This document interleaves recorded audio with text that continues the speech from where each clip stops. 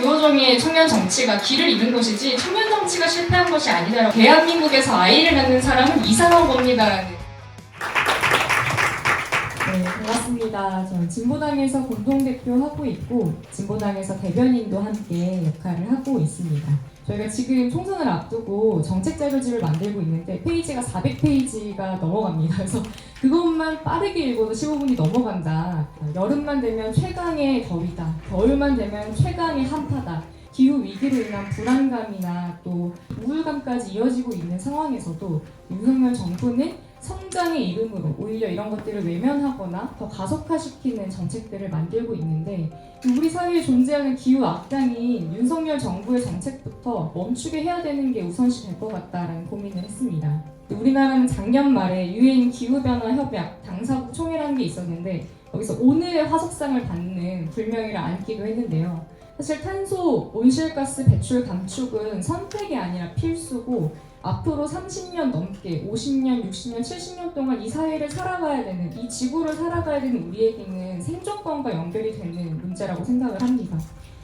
사실 이 감축 방안은 방법이 없는 게 아닙니다. 전문가들과 과학자들이 이미 이렇게 이 로드맵을 따르면 된다라고 설계를 해놓은 것들이 있고 근데 그걸 우리나라의 정치가, 이 전 세계의 정치가 따르지 않고 그것을 모른 척하고 있기 때문에 이 기후위기 문제가 해결되지 않는 거라고 생각을 합니다.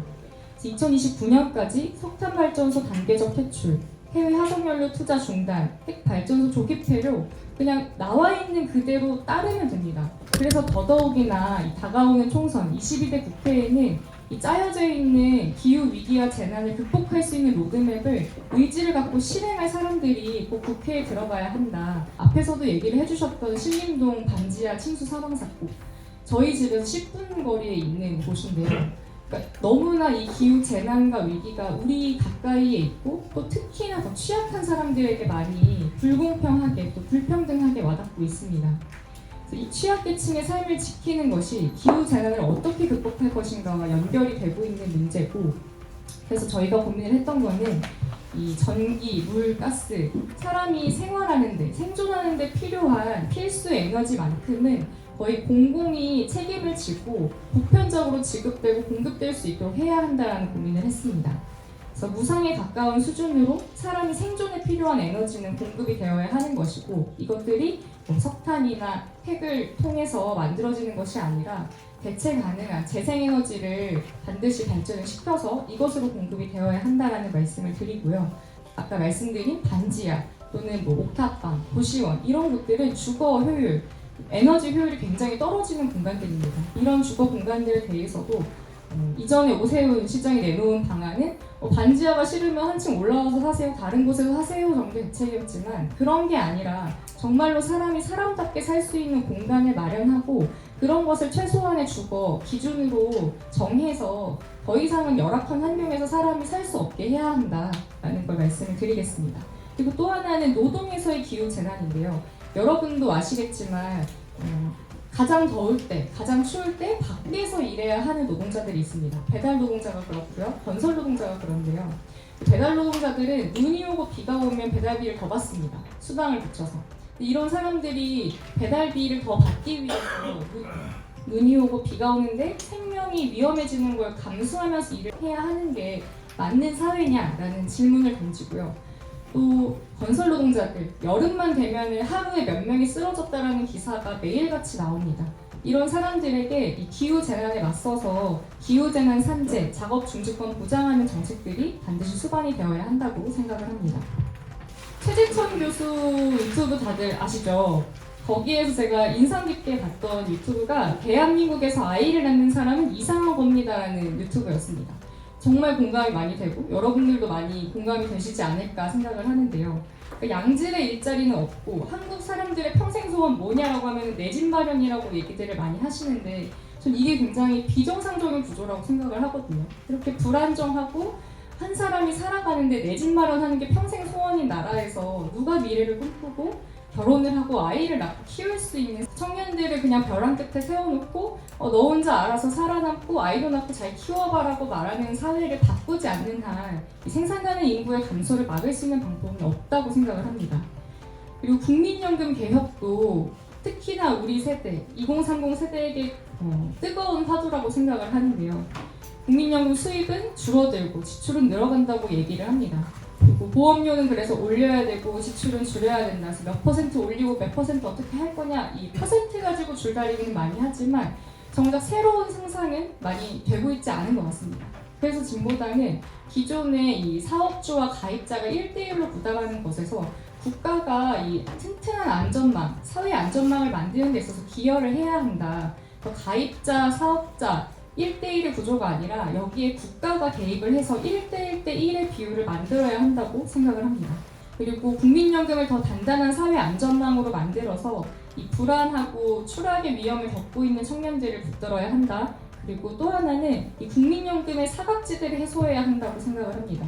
국민연금이 설계가 된 것은 99년인데 이때는 평생 직장이란 말이 통용이 되던 사회였습니다. 국민연금이 1가구 1연금으로 설계가 되어 있는데 사실 우리가 살고 있는 현실은 그렇지 않잖아요. 제 동생만 해도 지금 프리랜서로 일하고 있고 제 언니는 비정규직으로 일하고 있는데 이런 다양하게 변화하고 있는 노동시장의 변화를 따라잡아서 국민연금을 더 포괄적으로 사각지대 없이 보장을 해야 한다. 그래서 저희가 고민하고 있는 건 전 국민을 18세에 국민연금 지역가입자로 가입을 할 수 있게끔 하고 일정 기간 동안 국가가 그 보험금을 납부를 해서 모두가 전 국민이 직장이 있든 어떤 직장을 갖고 있든 국민연금에서 사각지대에 처하지 않도록 보장을 해야 한다고. 지난 서울시장 보궐선거 혹시 다들 투표를 하셨을까요? 그때 이제 진보당이 슬로건을 내걸었던 건 강남해체 평등서울이었습니다. 지금 정부 여당이 얘기하고 있는 메가서울과는 정반대되는 이야기를 했던 건데요. 이 지역 소멸을 해결하겠다라고 하면서 서울 같은 메가시티를 다른 곳에도 만들어주겠다라는 식의 접근은 유효하지 않다고 생각을 합니다. 메가시티를 2개든 3개든 4개든 어디에든 만들어주겠다가 아니라 그 어떠한 지역에 가든 그 지역이 메가시티가 되지 않더라도 사람이 충분히 생활하고 주거하고 미래를 꿈꿀 수 있는 지역이 되어야 한다는 점입니다. 그래서 저희가 고민을 한 건 경제적인 측면, 그리고 자치, 공공기관 이전과 지역별 의료격차를 좁히는 방향인데요. 이 얘기도 많이 들어보셨을 것 같은데 산호직 난방 한계선은 경기도 성남 판교고 기술직의 난방 한계선은 용인이다. 들어보셨죠? 이런 얘기들이 많이 나오고 있습니다. 근데 이게 사실은 수도권에 경제력이 집중되어 있기 때문에 만들어지는 현상이거든요. 돈이 모이면 거기에 일자리도 생기고 일자리가 생기면 지금 일자리가 당장 필요한 청년들이나 취약계층들이 많이 갈 수밖에 없습니다. 지역에서 점점 수도권으로 몰리는 현상을 경제를 통제하거나 경제를 조절하지 않고서는 해결할 수 없는 부분이고, 그래서 진보당에서는 이 지역 경제가 피폐화되고 수도권 더 큰 돈으로 자꾸만 지역의 경제가 쏠려가는 현상을 막기 위해서 한국형 지역 재투자법 신설 그리고 공공지역은행 설립을 고민을 하고 준비를 하고 있습니다. 사실 전세 사기 피해를 여기서 겪으신 분이 계실지 혹은 주변에 계실지 모르겠지만 전세 사기 피해가 저는 가장 큰 여기서 얘기할 수 있는 불안정성을 보여주는 사례가 되지 않을까 생각을 합니다.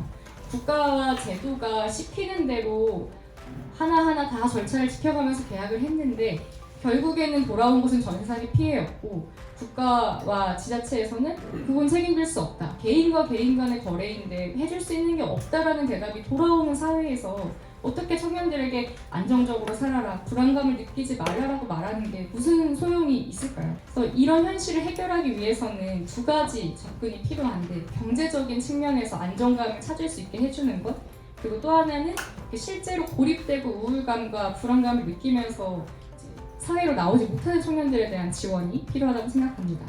경제적인 측면에서는 청년 추락 방지 세트라고 해서 국민연금 당연가입 그리고 안전대출, 청년들이 더 낮은 고정의 금리로 소액의 대출을 안전하게 이용할 수 있도록 공공이 담보를 하는 것, 그리고 직장인 누구나 월 300을 보장받을 수 있도록 사실은 최저시급도 올라야 하고 직장 내에서의 협상력을 높여서 연봉 협상에 적극적으로 나설 수 있도록 그 협상력을 권리로 보장해줘야 한다는 것을 고민을 하고 있습니다.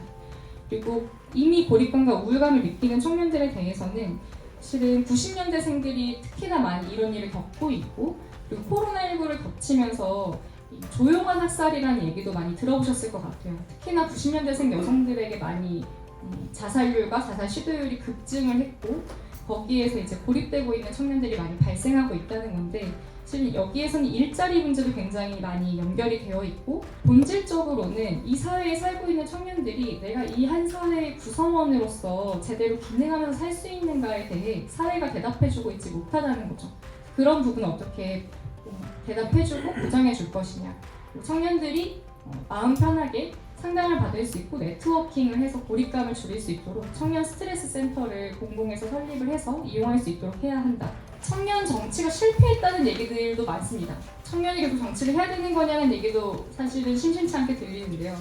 저는 그거는 사실은 이준석과 류호정의 청년 정치가 길을 잃은 것이지 청년 정치가 실패한 것이 아니다라고 생각합니다. 청년 정치의 핵심은 나이가 청년인 사람이 정치를 하는 게 아니라 지금 한국 사회에서 어떤 청년을 대변할 것이냐가 핵심이라고 생각을 하고 진보당이 고민하고 있는 청년은 월 200을 평균 수준으로 임금으로 받고 있는 청년들, 또 최근에 이슈가 됐던 명절 선물 세트로 졸음방지껌을 받고 사과 두 알을 비닐봉지에 싸서 받고 이런 청년들의 삶을 어떻게 대변할 것이냐, 이 청년들의 삶을 어떻게 나아지게 할 거냐를 고민하는 게 청년 정치의 역할이라고 생각을 합니다. 까지 무당층 유권자를 어떻게 정의하고 있고 왜 우리를 찍어야 하는지에 대한 차별점 이렇게 말씀 부탁드리겠습니다. 저만 해도 저는 지금 직업을 이제 정치 직업을 갖고 있는 건데 그럼에도 불구하고 뉴스를 틀어놓고 아침에 기사를 읽으면 너무 답답하고 신물이 날 때가 사실은 많아요. 내가 살고 있는 현실과 너무나 동떨어진 얘기를 하고 있고 뭐 어느 의원이 뭐 누구랑 뭘 하고 뭐 어떻게 뭘 해서 싸웠고 뭐가 있는데 내가 지금 당장 오늘을 사는 거랑 저게 무슨 상관이 있지라는 생각이 들 때가 있단 말이죠. 진보당에는 21명의 지방 의원들이 있습니다. 지자체에서 뭐 구의원, 군의원, 도의원 이런 것들을 하시는 분들인데요. 유권자분들이 하시는 말씀이 너네는 선거철이 아니어도 왜 계속 보이냐라는 얘기를 하세요. 그냥 뭐 하다못해 주말에 계속해서 쓰레기 줍깅이라고 하거든요. 저희는 그런 거라도 하고 지역에서 주민분들을 만나면서 이제 일상의 정치가 우리의 생활을 대변하지 못하다 보니까 주민대회라는 걸 열어서 주민분들이 생각하고 있는 가장 지금 시급한 민원이 무엇인지 주민분들의 요구가 무엇인지를 모아내서 하나의 대회를 열고 거기에 구청장, 군수 뭐 이런 사람들을 불러 모아서 주민들의 요구를 들어라라고 얘기를 하고 이런 활동들을 하면서 사실은 이 진보당이라는 굉장히 소수 정당 너네한테 표 줘봤자 당선 안 되잖아 라는 얘기를 흔하게 듣는 정당에서도 21명의 지방 의원을 배출할 수 있었던 게 아닌가. 우리 사회에서는 가족을 구성할 수 있는 게 굉장히 제한적이고 한계가 있다고 느끼고요. 또 하나는 가족이나 개인한테 돌봄을 전가하는 책임을 지우는 문제가 있다고 생각합니다. 그래서 그 두 가지에 대해서 어떤 정책이나 대안이나 어떤 방안들이 있으신지 좀 궁금합니다. 현재 같은 룸메이트와 생활을 하고 있는데 이러한 형태도 하나의 가족의 형태인데 사회에선 전혀 인정을 받을 수 없잖아요. 사실혼 관계라든지 아니면 정상가족 형태만이 가족으로 인정을 받고 있는 사회여서 이런 것들이 말씀하신 것처럼 생활반자법을 통해서 다양한 가족의 형태, 1인 가구라고 할지라도 한 사람이 자신이 원하는 사람과 원하는 가족의 형태를 꾸리면서 살 수 있도록 해야 한다는 것이 일단 고민이 하나가 있고 돌봄의 영역에서는 진보당에서 꾸준히 얘기를 해왔던 게 돌봄 국가 사회로 가야 한다라고 얘기를 했습니다. 말씀하신 것처럼 지금은 돌봄이 굉장히 개인의 영역에서 소화가 되고 있고 그래서 영케어러 문제도 굉장히 많이 대두가 되고 있죠. 그 돌봄을 가정 내에서 알아서 해결해라가 아니라 사회가 함께 책임질 수 있는 부분으로 가져올 수 있어야 하고 그러기 위해서는 돌봄 노동자들이 지금은 굉장히 부차적인 노동, 굉장히 사실 최저임금도 받지 못하고 일하는 분들이 굉장히 많고 그분들의 노동 환경이 개선되지 않고 그분들이 노동자로서의 인권이 하나도 존중되지 않는 환경들에 많이 노출되고 있는데 그런 분들부터 공공이 확실히 책임지는 그냥 비정규직의 파트타임 일자리로 두는 게 아니라 나라에서 이 국가에서 공공이 돌봄을 책임져야 한다는 책임감을 높여서 돌봄 노동자들이 처우 개선부터 되고 공공이 책임지는 일자리로 만들어야 돌봄이 가정에게 개인에게 떠넘겨지는 일을 막을 수 있다고 생각을 합니다. 그래서 사실 오늘 진보당이 어떤 고민을 갖고 있는 정당인지 또 총선을 앞두고 어떤 정책들을 준비하고 있는지에 대해서는 제 역량이 부족하기도 했고 시간 관계상도 아주 일부분밖에 보여드리지 못한 것 같아서 좀 아쉬운 마음이 크긴 한데요. 거리에 많이 현수막이 걸려있기도 하고요. 그런 것들을 통해서 또 진보당 한 번 더 기억해 주시고 많이 관심을 갖고 이번엔 또 무슨 얘기를 하나 지켜봐 주시면 너무 감사할 것 같습니다. 앞으로 총선을 앞두고 진보당에 더 많이 찾아뵙고 더 많이 얘기를 듣고 여러분들의 생활을 바꾸는 정치를 할 수 있도록 노력하겠습니다. 여기 와주셔서 정말 감사합니다.